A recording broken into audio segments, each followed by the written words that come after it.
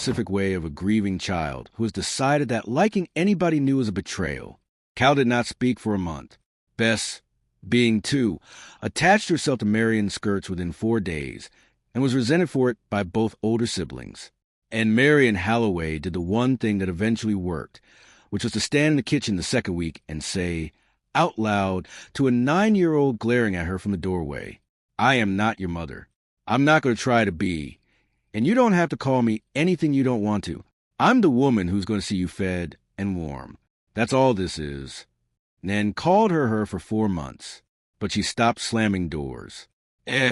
She had brought one thing from her mother's house that was not clothing.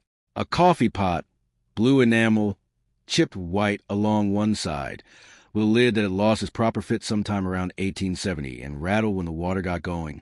Her mother had made coffee in it every morning of Marian's life. 15 years of sickroom mornings had started with that rattle. She could have left it. Her brother's wife had a better one.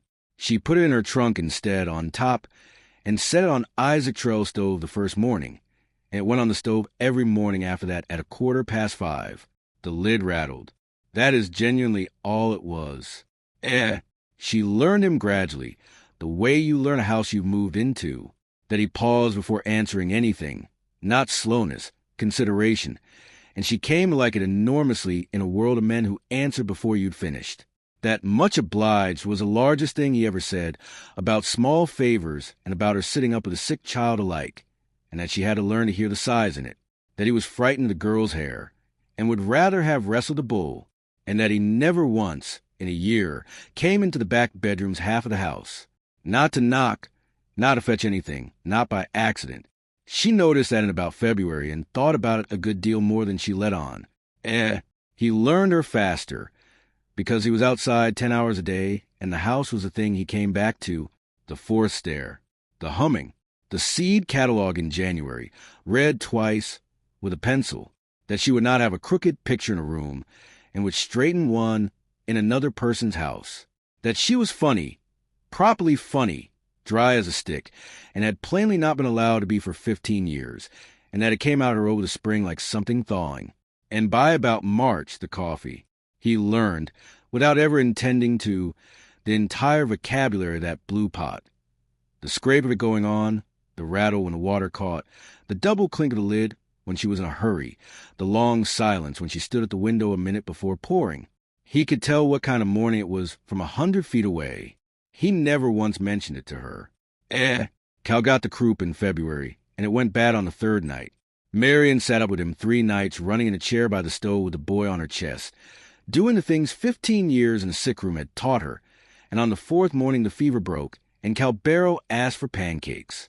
Nan, who had watched all of it from the doorway of her room, came into the kitchen that morning and stood there a while. Then she said, "Marian, can I help with them?" which was the first time in 5 months she had used her name. Isaac Trell was standing in the mudroom with a bucket in his hand and heard it, and standing there unseen with the bucket dripping onto the floor, he understood 2 things at once: that he was in love with a woman in his kitchen, and that he could not possibly say so. Because, and he worked through this many times over following months, always arriving at the same place. She had signed an agreement. She had come 400 miles to a stranger's house with nowhere else on earth to go, no money of her own, on a contract with a date on it. A man in that position who tells such a woman he has feelings for her is not making an offer. He is presenting a bill. She would say yes, Isaac thought, and she would say it because she had nowhere to be, and he would never in his life know whether she'd meant it. So he said nothing and did not touch her, and waited for the 9th of December. When the agreement would be over, she would be free to go, and he could finally ask her honestly. That was his plan. It was, he believed, the decent thing. It nearly cost him everything. She had worked out her own arithmetic by then, and it came out worse. Marian Halloway had spent 15 years being necessary. She knew exactly what it felt like to be needed by people who did not particularly want her, and she had promised herself, somewhere on the stage line to Kansas, that she would never again mistake one for the other. And she was necessary here, enormously. The house ran, the children thrived, and the man was decent to her. He had also, in 11 months, never once looked at her the way a man looks at a woman he wants. Not once. She had watched for it, hating herself, and had never seen it, which meant, plainly, that the arrangement was exactly what it had said it was on the buggy ride. A year, then. She was not going to make him say it. She got her trunk down from the loft in April. Neither of them spoke about the date, which is how two sensible adults spent a year being wretched in a happy household. Nan turned 10 in May.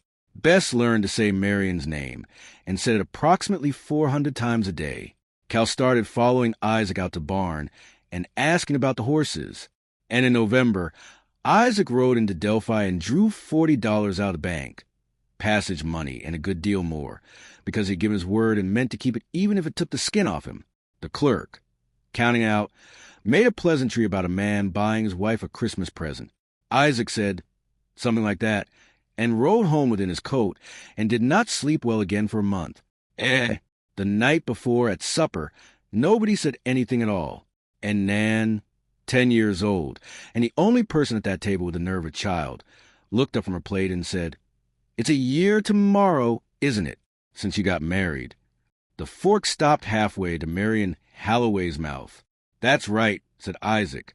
"Are you going to do something?" There was a pause of about 2 seconds that both adults will remember for the rest of their lives. "We'll see," said Isaac Trell. "We'll see," said Marian.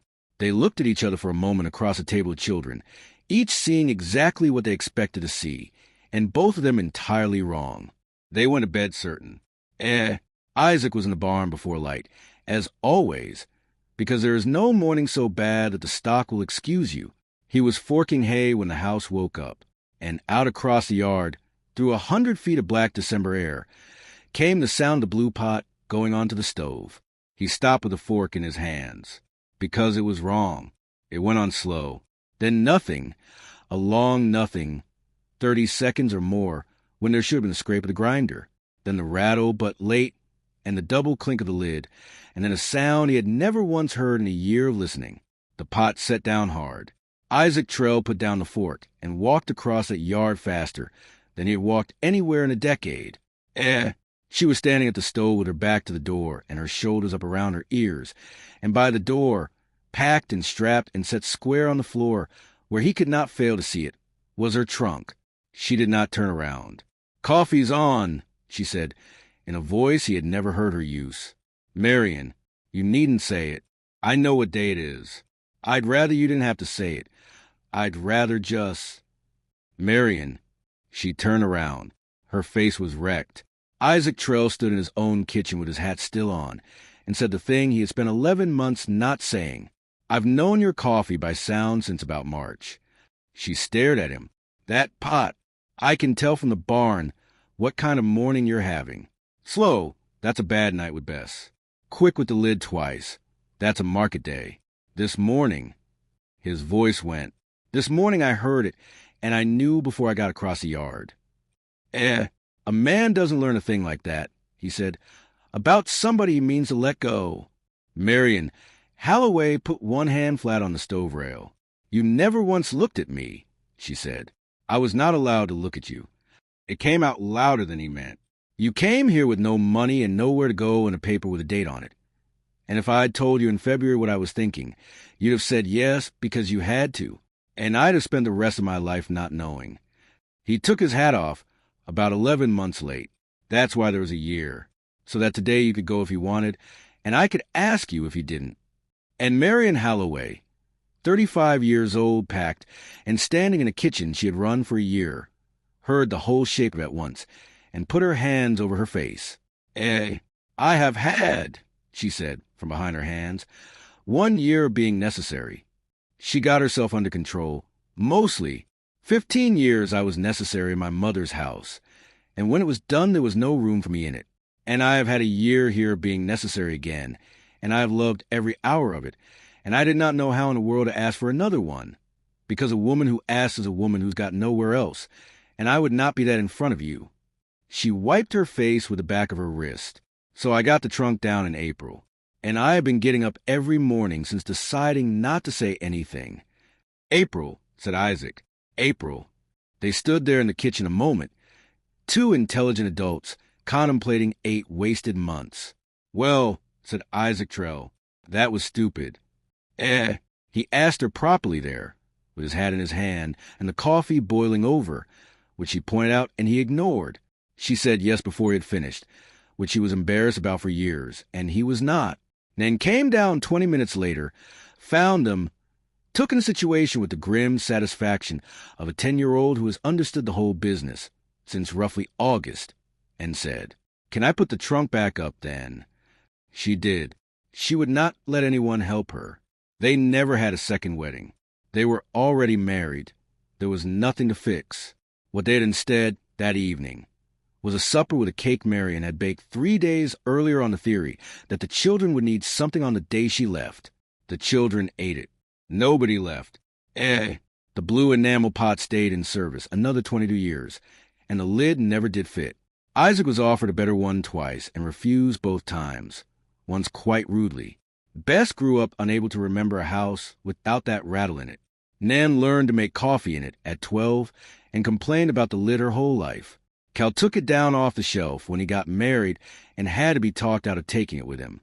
And on winter mornings, for 22 years, a man in a barn doorway 100 feet from his own kitchen would stop with a fork in his hands and listen for about 4 seconds. Not for anything, just to know what kind of morning it was. He always could. There's a great deal a man can learn about a woman in a year, if he's paying attention.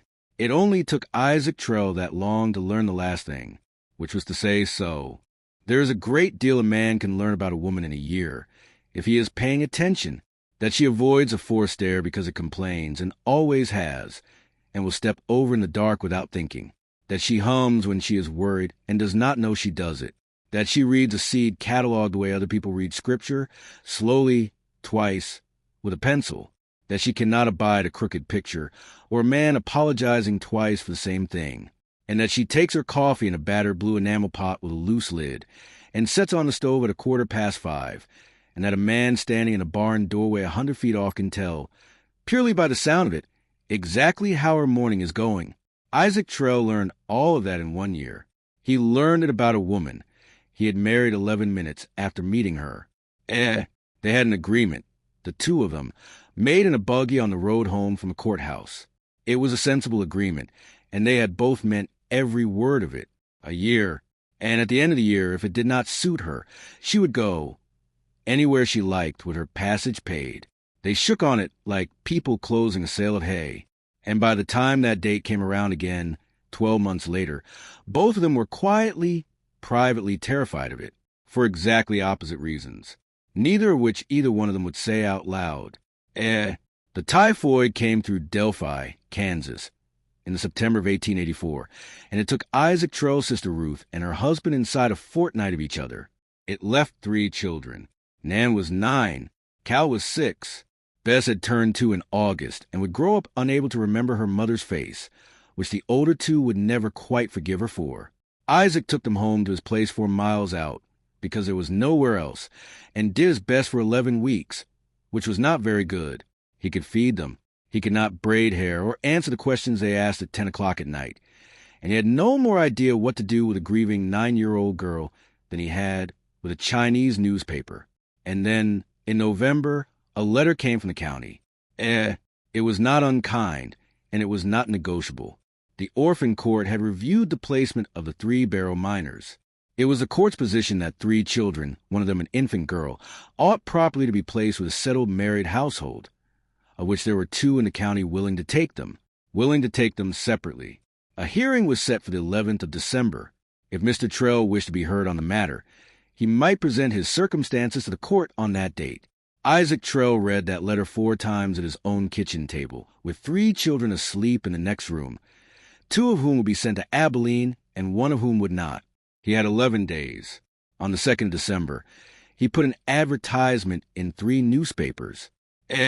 400 miles east, in a house that had stopped being hers. Marian Halloway read it. She was 34 years old. She had spent 15 years, from 19 to 34, the entire usable middle of a woman's life, nursing her mother through a slow and merciless illness, because she was the unmarried daughter, and that is what unmarried daughters were for. Her mother had died in the June. The house went to her brother, as houses did, and her brother's wife had been perfectly civil about it, and by autumn Marian had understood the arithmetic of the situation, that she was 34 and had no money, no trade, no prospects, and no room. She answered the advertisement the same evening. She did not make herself sound young in the letter. She wrote down exactly what she was. Their correspondence ran to 3 letters each and contained not one romantic word. He wrote what he had: 160 acres, a 4-room house, 40 head, and 3 children who were not his and were not managing. She wrote what she had: 15 years of running a sick room on nothing, a strong back, and no illusions. He wrote that he could not promise her affection and would not insult her by pretending to, but that she would be treated with respect in his house and never spoken to unkindly in it. She wrote back that this was more than her last situation had offered, and that she would come. They fixed on Tuesday the 9th of December, because the hearing was Thursday the 11th. She came in on the 10 o'clock stage. He knew her because she was the only woman on it, and she knew him because he was the only man standing at the stage office holding his hat in both hands like it might get away from him. They looked at each other for a moment. Mr. Trell, ma'am. They were married at the courthouse at 2 o'clock that afternoon by Judge Pettibone, with the clerk and a woman from the recorder's office standing witness. It took 11 minutes. There was no ring, because there had been no time to get one, and no flowers, and nobody threw anything. They were home for evening chores by 5. He said his piece on the buggy ride out, and he had clearly rehearsed it, and he got through it looking at the horse's ears. She would have the back bedroom, and the door had a bolt on it, and he'd put it there himself that morning so she could see it was new. The house was hers to run, and he would not interfere in it, and there would be a year, 1 year from that Tuesday. At the end of it, if the arrangement did not suit her, if the children were more than she'd bargained for, or the country, or him, she would say so, and he would pay her passage anywhere in the United States she'd care to go, and see her right besides, and there would be no argument about it and no hard feeling. Marian Halloway looked out at 4 miles of frozen Kansas. A year, then, she said. A year, he agreed. They shook hands.